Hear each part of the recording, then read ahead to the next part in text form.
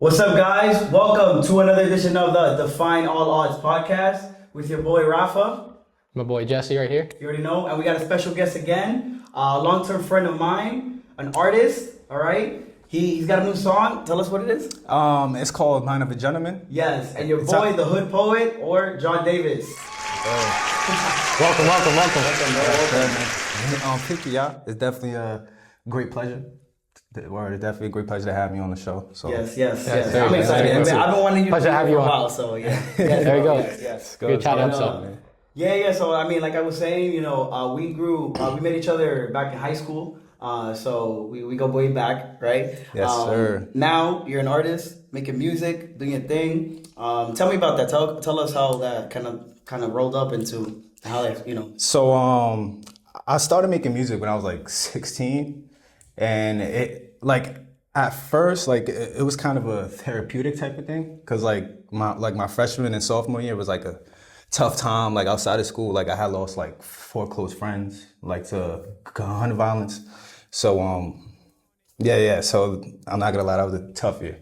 So I just started writing music, and then I started showing my cousins, and then I started and then I tried to show like more people, and they just started liking it, and it just kind of big like all this that happened, or like all these things that's happening right now is just like I really did not expect it. Like it's crazy, like bro, it's insane, bro. Like the love people show is just crazy. But yeah, man, I've been doing music for the past like 10 years, and it's kind of been something like I love to do. Like it kind of like got my mind out of this shadowy space, and I'm not gonna lie to y'all, like without music, y'all would not be talking to me right now. Like I would not be sitting in this chair. So, and you could probably hear the tremble in my voice because like it's real. So, yeah, man, that's. You told me, I mean, before you weren't born here. You were born in what was it again? Where? I was born in Queens. In Queens, right? Yeah. But you moved to different states and everything like that. You had told me. Yeah. So, oh man, way back. Back and forth, yeah. So much. So basically, all right. So I was raised in the Bronx.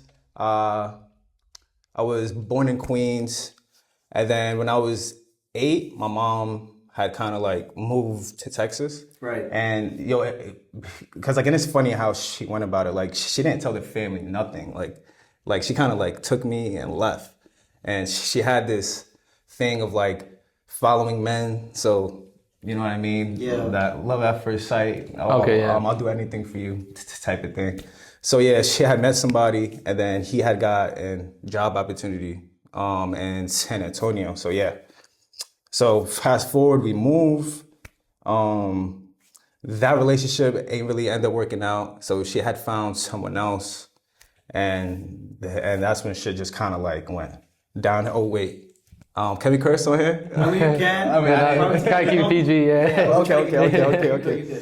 But yeah, man. But things just kind of went downhill, and her new man, like he was kind of an alcoholic, so he just kept getting us kicked out of this apartment complex, and then fast forward, now we're living in and out of hotels, and then he got us kicked out of there, and then I was homeless for a year.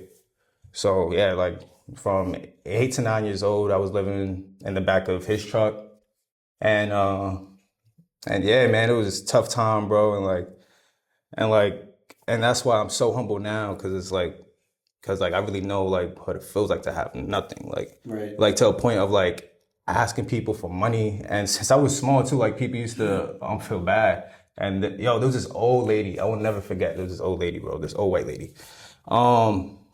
She used to give me $20, like every time she seen me, and I think she was the one that called CPS, and they got the sheriff, the sheriff office involved, and yes, and my dad had to come from New York to pick me up, because if not, they was about to send me in the group home, put me in the system, because obviously my mom wasn't fit to take care of me because we're homeless, you know what I mean? Yeah. So that happened, and my dad picked me up, went back here, then Yeah, man. Now I'm here. So Now you're here. yeah, God is good, man. Here's another story. There you go. I feel like a lot of people have a lot of similar situations like that, and they take a different turn, or they don't have the opportunity to kind of recreate their own path, and then they're not able to tell the stories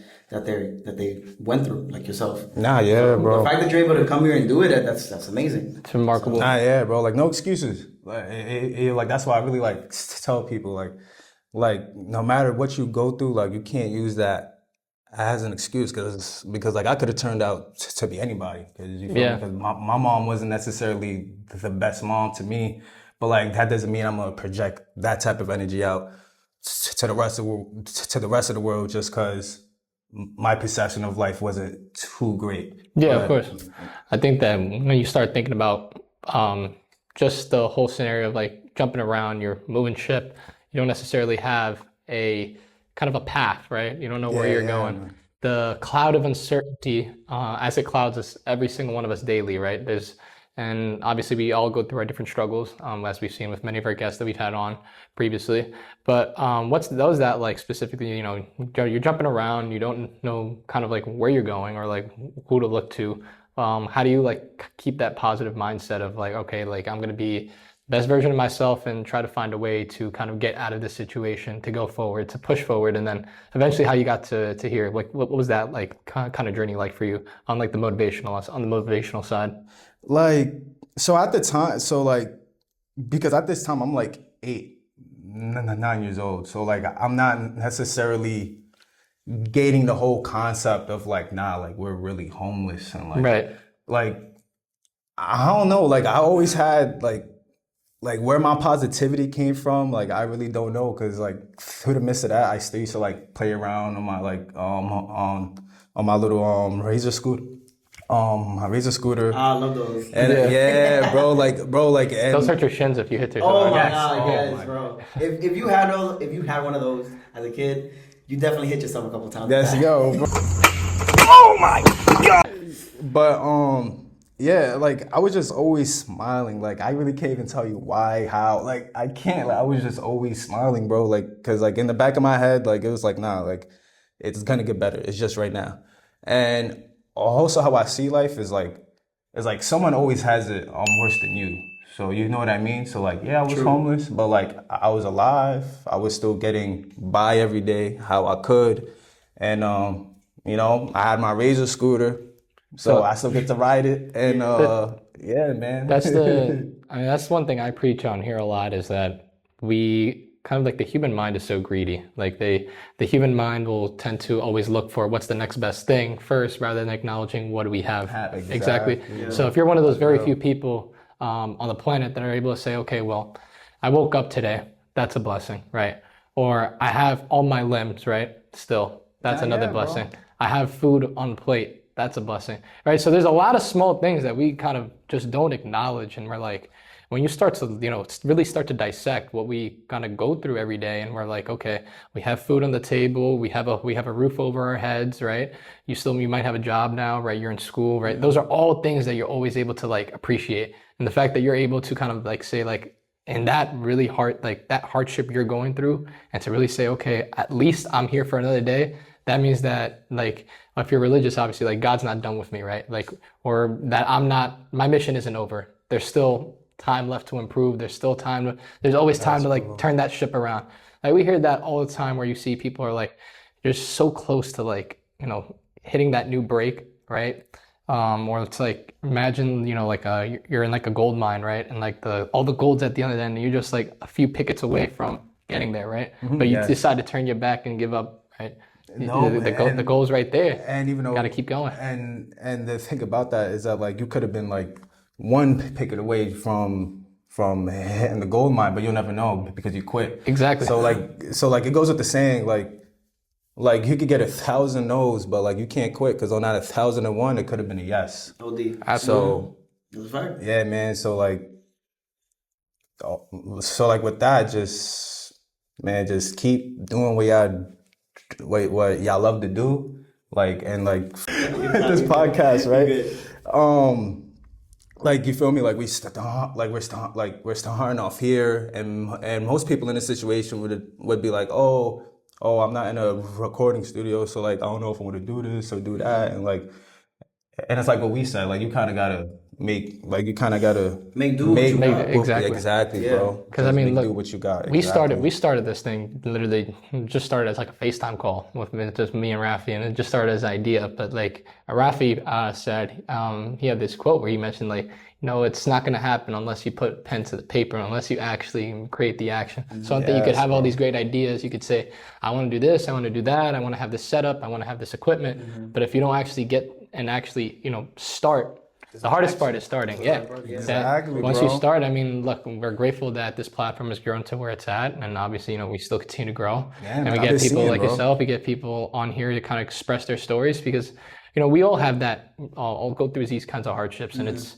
really like how you're able to overcome that is what we really always want to highlight, because there's always a positive side, even to the most negative, right? Always a light at the end of the tunnel. People never forget that. Yes, sir. So yeah, John. Speaking facts. And let me ask you, your name, you call yourself the Hood Poet. Where you come up with that? Hood Poet. Yeah. So so my original name was Apollyon. Right, I remember. Yes. Yeah, I remember. So, but I was going through lawsuits. Oh, word? That's why I had to change the name. Yo, oh my God. It's just bullcrap it's just one thing after another. So a few years ago, one of my songs had so one of my songs was getting some traction. Yep.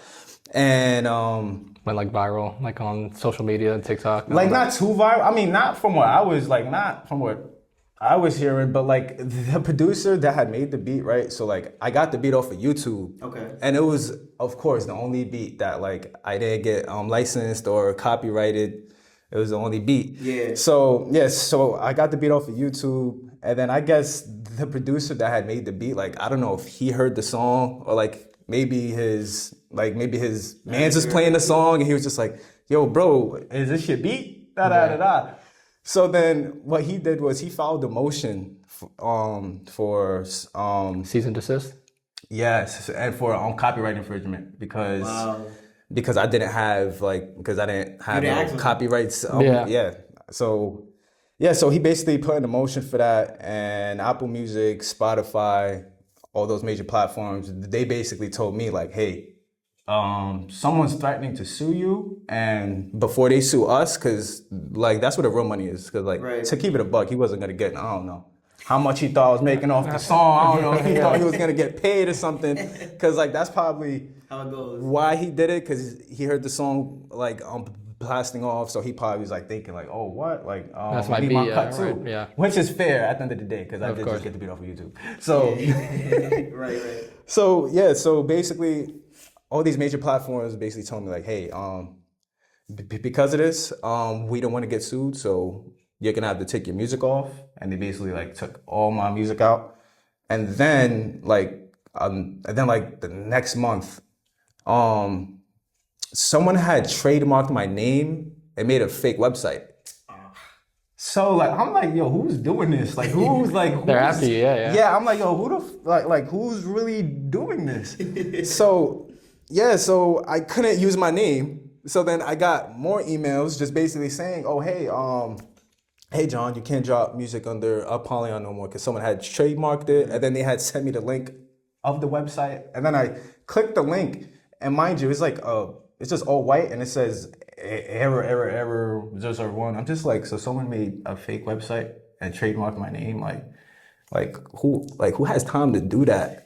Who paid for that? Because the thing about it is like trademarking is not like, it's not cheap. Like it's like thousands of dollars. So it's like, who went out their way and like really trademark my name just so I can't use it? So you know what they say? Imitation is the best form of flattery. Yes. So whoever did it definitely liked your stuff, and they want to profit. They want to try to get something out of it. I mean, that's what it is in this world. But yes, bro. Now, new name, new you, right? Yes, bro. That's kind of what I'm And then it's funny because ever since I changed my name to Hood Poet, like it kind of it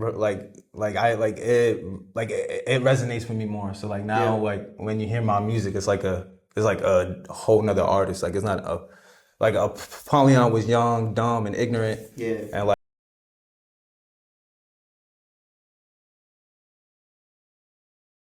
Sorry for the technical difficulties, but We we're are back at back. it again. So, back. as you were saying about Hood Poet, okay? So you got your name, changed it. Did Yeah. you end up like trademarking it or anything, or no? Trademarking, so like I'm in the process of that. Like trademark, like the music business side of things is like so annoying because like lawyers have to get involved and you need a team and like currently like I am the team. Like I'm doing everything. Like So you're on your own, right? yeah, from managing, from marketing, from everything, from reaching out to like to get collabs.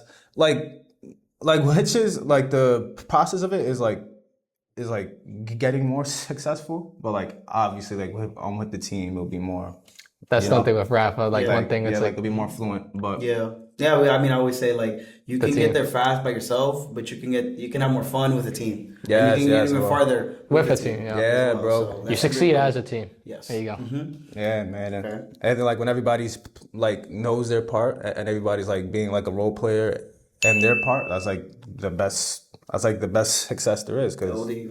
Yeah, it's all about really it's about who you know than as much as what you know. Yes. You know, obviously you need to yes, have yes. have a good understanding of what you're getting into. But once you get the connections and network and get the right circle around you, like you can grow exponentially greater. Exactly, with that. bro. Because you can know everything in the world, but if you don't have nobody or anything to share the knowledge with to make it grow somehow, then it's really kind of pointless of Exactly. knowing so much. Because it's like, oh, I know so much, but you know, I don't have nobody to So share it to. But in regards to like now, obviously you're making music, and you mentioned that obviously music is more of like a therapy outlet for you back then. How would you say that's kind of like obviously developed over time, and how other rappers have also utilized like music as a way to kind of as like a therapeutic element for the hardships that they go through?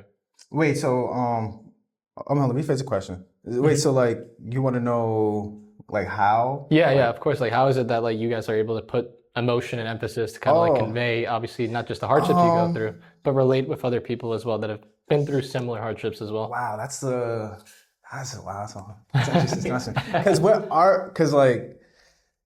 my mind's because like how I make my music, right, is like I take real situations that I may have seen or like that happened in my life, and I kind of like generalize it. Yeah. So like in a point, like in my music, like sometimes I'm just talking, like I'm basically talking to myself. Yeah. But like me talking to myself, like my voice just catches on with other people, and like obviously we're never the only ones that's going through something. So like I wasn't the only one that was ever homeless. So like you wasn't the only one that was probably going through whatever you was going through. So like when people hear that, so when people see and hear someone else going through the same thing, it's just kind of like, I'm not alone. Like, so, and that's the power with music too. Like it brings people together and like, for me, because music nowadays is like, like mainstream music, that straight garbage. In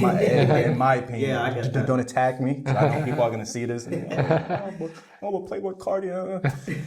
Like, yeah, because I feel like music nowadays is more like Who you know? degrading and like you know what I mean. Like it's not positive music. Like it's not music that uplifts people. It's music that Just like makes you feel like it that makes brings you feel down. Like, It's negative. Like it's not like you talking about killing people all the time. Not talking about Drugs, overdosing, and lean and sleeping with the next man's woman. Like all that's like.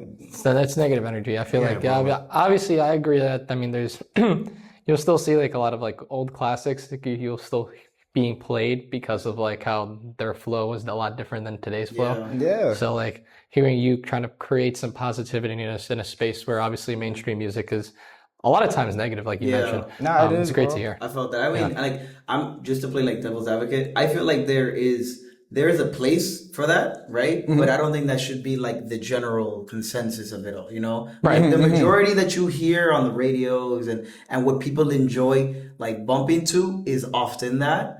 Rather than the typical, you know, well, not even the typical, but more something that's more wholesome and more personal. Because me as a photographer, and like you were saying about, you know, people have similar stories, you know, obviously they're not one to one, but people can relate to one another through people's music or through people's art. Exactly. And when I, whether it's, making a song and rapping about your struggle or what you're going through at that moment versus me taking a picture and trying to convey an emotion, whether by the colors or the way that it's framed, right? Things like that people feel. And I think that's what's so beautiful about being an artist in whatever form it is, whether it's through music or through any means. Or just never getting caught up with the details either. Yeah, exactly. So I think that should be more represented in the main commercial media, mainstream, when in all of that, because I feel like that's what needs to be preached more about. Nah, yeah, bro. And then the problem is that like all the negative things, like those are the things that make them that make the most money. Yeah, and right. In this country, in our economy, we literally run off capitalism. So like everything's about money. Yeah. So basically, like you could be the most wholesome, the most wholesome person in the world, but if it's not what the majority, the shareholders thinks is cool. Yes, exactly. If it's not cool enough to sell, then bye-bye. Yep, exactly. But what would you say is the biggest struggle for obviously new people that obviously want to get into your kind of work, whether that's they're creating music, they don't know where to go to, like, on how to basically start to gain traction? I'm gonna let y'all know right now, it's expensive. That's a fact. That's the easiest way to put it. Yeah. Because like being independent, like you literally, like, you feel me? Like I have no label on backing me up.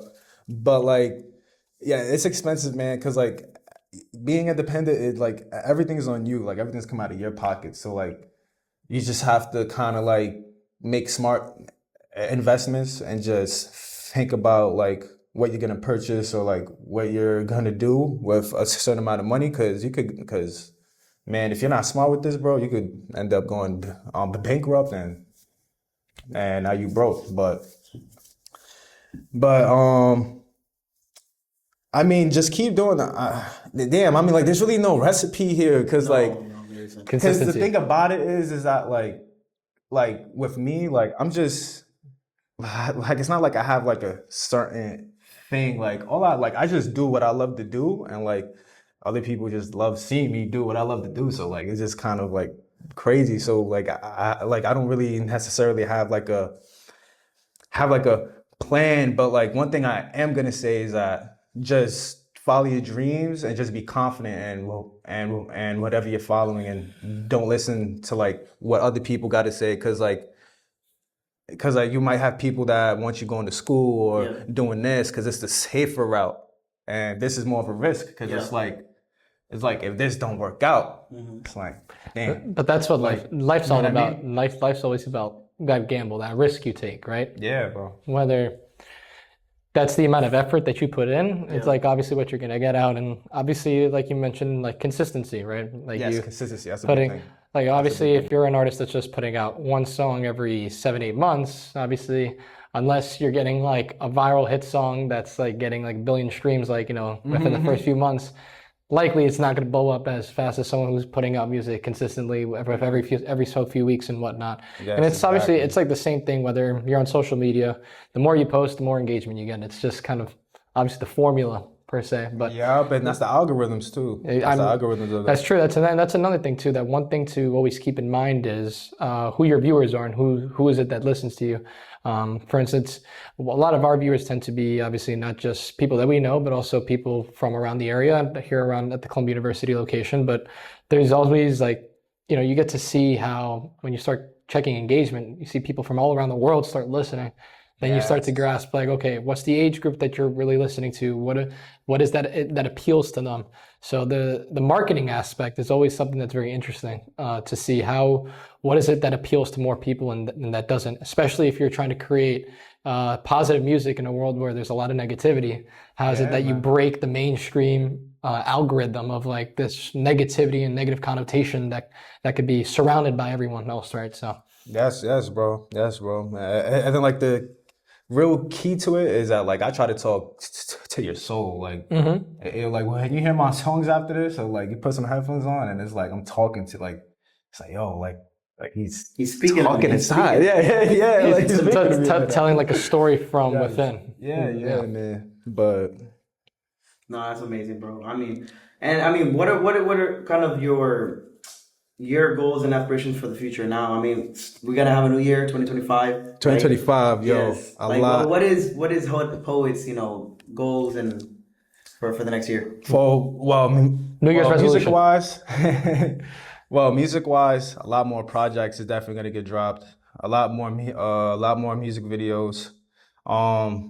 Performances is coming soon, because like what I'm trying to do is like host like a private performance type of thing. Okay. So like buy out like a venue probably for like a few hours, invite people, and then kind of like and kind of just have my own concert, like film my own concert in a way, and then like then friends could bring friends. I'll definitely send you guys an invite. Yeah, of course, man. And appreciate it. And yeah, man, it's just like just keeping the thing independent, and just like because the thing about it is that like I don't really care for the limelight. Like I don't care to be famous. Like if it happens, that's cool, but that's not really like the aim. It's not the end goal. Yeah, man. Like that's not the end goal. Like my goal, like my purpose, knowing that like my music helps other people get through what they got to get through. Like that's more than enough for me. Yeah. Like, cause I get texts from people talking about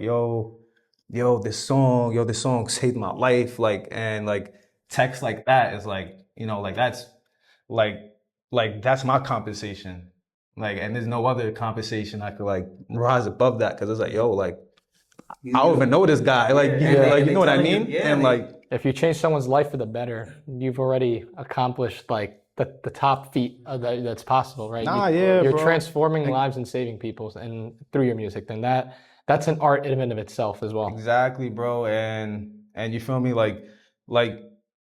And like the money aspect is cool. Like making money off of doing something you love is like the best feeling in the world. Right. Like that's the I feel like it's in the start is something like it's obviously it helps continue what you want to do, but it's not necessarily like the priority. And I think in general, like if you make that your priority, you're already failing. Because you're always just in that mindset of like, okay, how can I get the next dollar? But rather you're not thinking about, okay, how can I make my music better? How can I make my work better? How can I do this little change for the next thing? How can you learn from the experiences? Little by little through that gets you the recognition, the people reaching out with the feedback, and then inevitably with the consistency, like we said, you'll eventually get to that gold mine where all those things that you worked hard for back that people didn't get to see behind the scenes and everything like that inevitably pay off. Exactly. One thing that I've also noticed is that, and you can see it in various industries, whether that's in medicine, whether that's been with business, there's always that connotation that the people that do their best in this planet aren't the people that make the most money, but rather the people that care most about their work. Yes. And a lot of times, what you'll notice is that, for instance, if you go to, I'll give you an example. Every time I go to like our family dentist, like she doesn't care about the money aspect, although she is very successful and makes a great salary. She doesn't care. A lot of times, she'll even tell some of her patients that like she doesn't want. She'll be like, if like the insurance company doesn't want to cover, she'll be like, no, you don't have to cover. Don't worry about it. Right. And that's real. And that's like because she truly cares about her work, and she truly cares about helping people in a way to, okay, well, if cost is an issue, I don't want that to be a barrier for my services to you. I want to actually help you with whatever dentist problem you're going through. And that's just like one of the many examples that in this planet that you see, like you say, like where you're transforming someone's life and you're not caring about the money aspect, because the money will come. That will follow with the great work that you do. Exactly. But if you're just going after the money first, it's not going to come first. It's the people aren't going to be able to see the best version of yourself. Exactly. And that's always something that's been preached in medicine. It's been preached in various business practices, and even in the music industry too. So, and then that also goes into saying like authenticity. Like authenticity is authenticity is a really big thing for me. like that's really big. So like your family medicine doctor doing that, like that's her authenticity of like saying like, you know what, like if you guys can't pay for this, like that's fine. Yeah. And like, and that's real, bro. It really can't get real than that. Because why would you throw away a 25, 30 plus year connection with your patient over, you know, I mean, sometimes it might be a few thousand, sometimes it's a few hundred, right? I mean, depending on obviously the type of work that's being done, but why would you risk those type of relationships over a set dollar amount? Yeah. That's one thing in life is that you'll start to realize the more connections you build, sometimes those connections that you make are more valuable than any possible dollar sign you could attach to it. Yeah. And like again, like you said, sometimes experience is 10 times more valuable than absolutely. Than any contract that you could sign, you know. So again, you know, everybody, you know, looks at things in different perspectives, but I feel like the ones that shine brightest are those who can see what can value more for themselves and for their future. And then inevitably they'll see those, you know, the fruits of their labor come forward.